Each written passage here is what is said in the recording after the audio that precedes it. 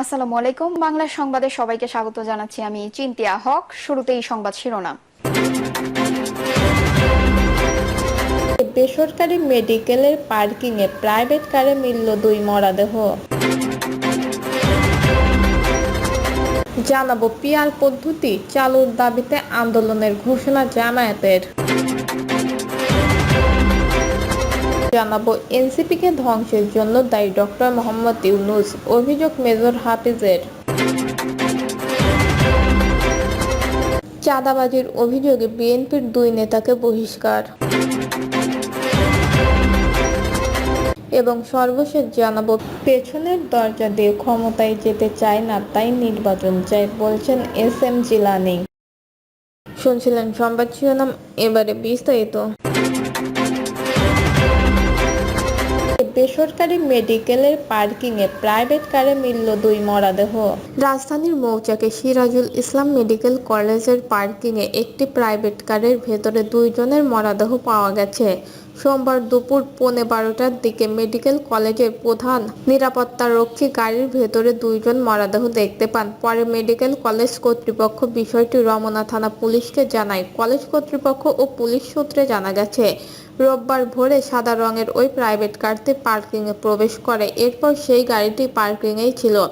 আজ দুপুর 12:15টার দিকে মেডিকেল কলেজের প্রধান নিরাপত্তারক্ষী পার্কিংয়ে চেক করার জন্য আসলে বিষয়টি তার নজরে আসে। নিরাপত্তারক্ষী জানায়, তিনি গাড়ির ভেতরে দুইজনকে দেখতে পান। প্রথমে তিনি ভেবেছিলেন ঘুমিয়ে আছে ওই দুইজন, তবে ডাকাডাকির পরেও সাড়া না পেয়ে তিনি বুঝতে পারেন যে তারা মারা গেছেন। পরে রমনা থানায় খবর দেওয়া হয়। ঘটনাস্থলে গিয়ে বিভিন্ন আলামত সংগ্রহ করেন রমনা থানা পুলিশ ও সিআইডি ক্রাইম ইউনিট। এখন পর্যন্ত সুনির্দিষ্ট কোনো তথ্য পাওয়া যায়নি।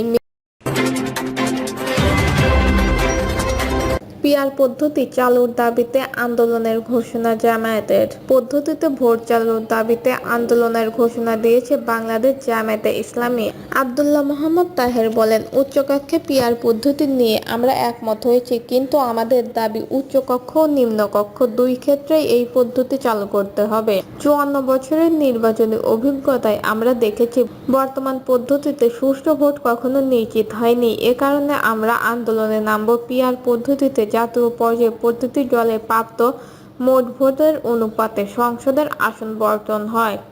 আগামী ফেব্রুয়ারিতে জাতীয় সংসদ নির্বাচন অনুষ্ঠিত হবে বলে আশা প্রকাশ করেন তাহের। তিনি বলেন, জামায়াত সবসময় নির্বাচনের পক্ষে। ফেব্রুয়ারি মাসে ভোটের তারিখ নিয়ে আমাদের কোনো মৌলিক আপত্তি নেই। আমরা আগে থেকেই বলছি, নির্বাচন ফেব্রুয়ারি বা এপ্রিলে হতে পারে। গত 3 জাতীয় নির্বাচনের প্রসঙ্গ তিনি বলেন, অতীতের 3টি নির্বাচনে জনগণের সংখ্যা কাটেনি, তাই সুষ্ঠু নির্বাচনের জন্য আমরা সরকারের কাছে বিভিন্ন উদ্যোগ নেওয়ার দাবি জানিয়েছি। এছাড়া সরকার প্রতিশ্রুতি অনুযায়ী প্রয়োজনীয় সংস্কার ও আওয়ামী লীগের বিচারের দাবি তুলে ধরেন জামায়াতের এই নেতা। তিনি আরও বলেন, আমরা সিইসিকে জানিয়েছি, নির্বাচনের পূর্ব শর্ত হচ্ছে সমান সুযোগের পরিবেশ নিশ্চিত করা। উনি আশ্বাস দিয়েছেন, নিজের অবস্থা থেকে যথাসাধ্য আন্তরিক থাকবেন। আমরা তার প্রতি আস্থা রাখতে চাই। এনসিপিকে ধ্বংসের জন্য দায়ী ডক্টর মোহাম্মদ ইউনূস, অভিযোগ মেজর হাফিজের।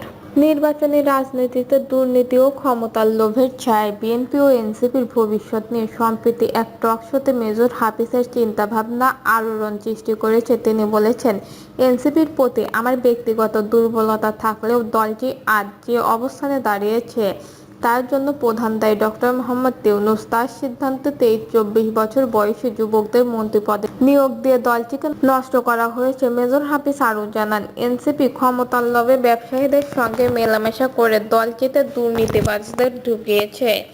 ফলে জনগণের আস্থা উঠে গেছে এবং তাদের ভবিষ্যৎ অন্ধকারময়। তিনি মনে করেন, বিএনপির বিকল্প হিসেবে শক্তিশালী বিরোধী দল হলেও এনসিপির বর্তমান অবস্থা সেই সুযোগ হারিয়ে ফেলেছে। তিনি বিএনপিকে কঠোর সমালোচনা করেছেন, বলেছেন, বিএনপির নেতা কর্মীদের ঘুমানোর আগে নিজেদের দুর্নীতিবাজ হওয়ার থেকে বিরত থাকার শপথ নিতে হবে। নতুন রাজনীতি এবং নতুন চিন্তাভাবনা নিয়ে দেশকে এগিয়ে নিয়ে যেতে হবে। মেজর হাফিজ আরও বলেন, বাংলাদেশের সাধারণ মানুষ ভোটে বেছে নেয় সেরা প্রার্থী বা দলকে। এই নির্বাচনের গুণগত পরিবর্তন আনা অত্যাবশ্যক। তবে বর্তমানে দেশের রাজনৈতিক পরিবেশ, উচ্চ পর্যায়ের রাজনীতিতে চেক অ্যান্ড ব্যালেন্স ব্যবস্থা প্রয়োগ করা কঠিন। তিনি আক্ষেপ করে বলেন, ১ বছর যাবৎ অন্তর্বর্তীকালীন সরকার কোনো উল্লেখযোগ্য সংস্কার করতে পারেনি। পুলিশ ও বিচার বিভাগের পরিস্থিতি নিয়ন্ত্রণে ব্যর্থ হয়েছে। মেজর হাফিজের কথায়, দেশের গণতন্ত্র এবং রাজনৈতিক স্থিতিশীলতার জন্য শক্তিশালী ও সৎ বিরোধী দল গঠন অপরিহার্য। পাশাপাশি রাজনৈতিক দলের অভ্যন্তরীণ সংস্কার ও দুর্নীতি দূরীকরণ নিশ্চিত করতে হবে। এই বক্তব্য দেশের রাজনীতিতে নতুন এক বিতর্ক সৃষ্টি করেছে এবং আগামী রাজনৈতিক অগ্রযাত্রার পথে গুরুত্বপূর্ণ প্রভাব ফেলবে বলে মনে করা হচ্ছে। চাঁদাবাজির অভিযোগে বিএনপির ২ নেতাকে বহিষ্কার। চাঁদাবাজির অভিযোগে গ্রেপ্তার হন নারায়ণগঞ্জের সিদ্ধিরগঞ্জ থানা বিএনপির ২ নেতাকে দল থেকে বহিষ্কার করা হয়েছে। রোববার বিএনপির কেন্দ্রীয় কমিটির সিনিয়র যুগ্ম মহাসচিব রুহুল কবির রিজভী স্বাক্ষরিত প্রেস বিজ্ঞপ্তির মাধ্যমে এই তথ্য জানানো হয়েছে। বহিষ্কৃতরা হলেন সিদ্ধিরগঞ্জ থানা বিএনপির সহ-সভাপতি এস.এম. আসলাম এবং থানা বিএনপির সাবেক যুগ্ম আহ্বায়ক টি.এইচ. তোফা। প্রেস বিজ্ঞপ্তিতে বলা হয়, দলীয় শৃঙ্খলা ভঙ্গ, চাঁদাবাজি এবং দলের নীতি ও আদর্শ কর্মকাণ্ডে জড়িত থাকার সুনির্দিষ্ট অভিযোগের ভিত্তিতে তাদের বহিষ্কার করা হয়েছে। গত ৬ আগস্ট চাঁদাবাজির অভিযোগে জেলা গোয়েন্দা পুলিশের একটি দল বিএনপির ওই ২ নেতাকে গ্রেপ্তার করে। পরবর্তীতে তাদেরকে আদালতে পাঠানো হয়। আদালত তাদের উভয়কে ৩০ দিনের জেল দেয়।